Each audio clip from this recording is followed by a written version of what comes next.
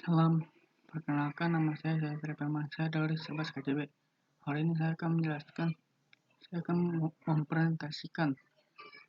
Oke, langsung saja.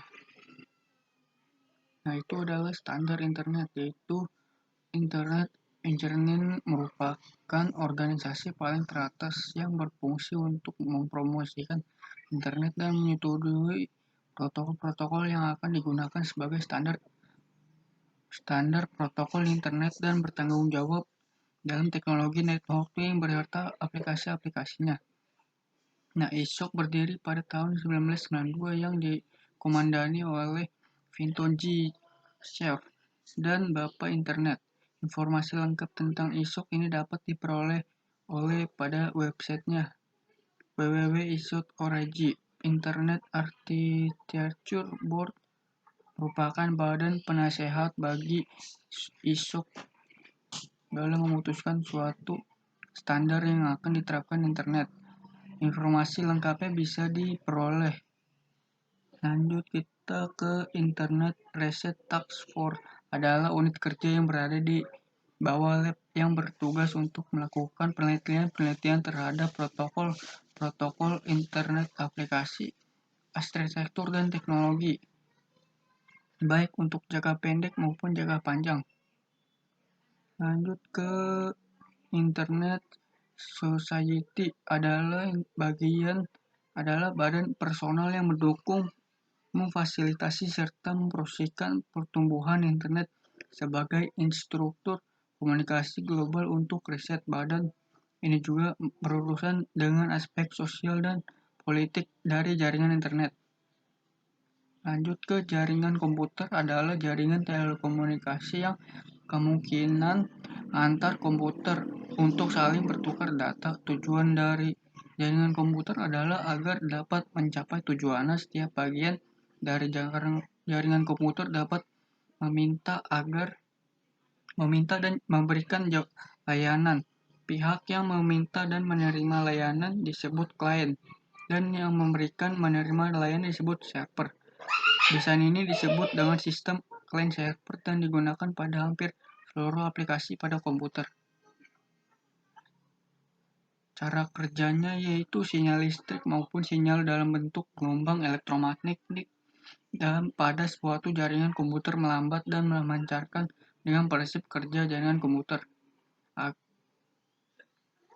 Oke, ada 4 komponen utama pada komunikasi jaringan komputer, yaitu 1.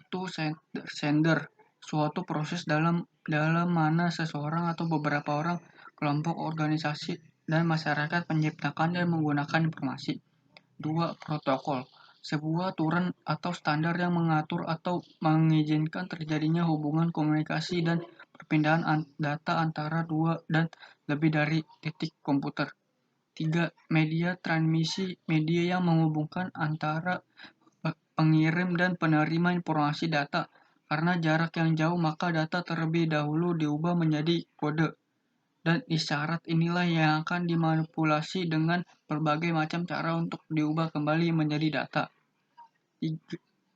Ada receiver, adalah pihak yang menjadi sasaran pesan yang dikirim oleh sumber komunikator pertama-tama sender yang mengirim sinyal informasi menuju receiver melalui protokol encode yang mengubah sinyal digital menjadi sinyal analog. Kemudian sinyal melalui media transmisi dan media protokol kemudian disedot kembali.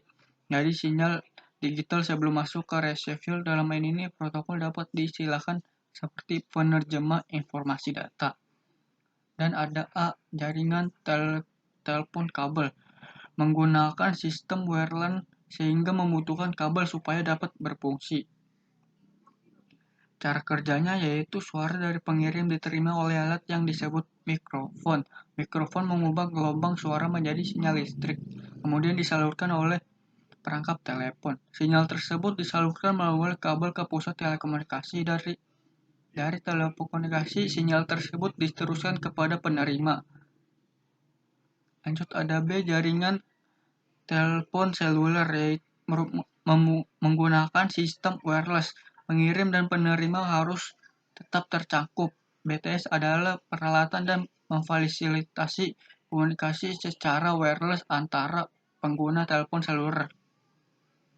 Cara kerja telepon seluler yaitu suara dan pengirim diterima oleh alat yang disebut mikrofon. Mikrofon mengubah gelombang suara menjadi listrik dan kemudian dipancarkan oleh ponsel ke BTS tersebut.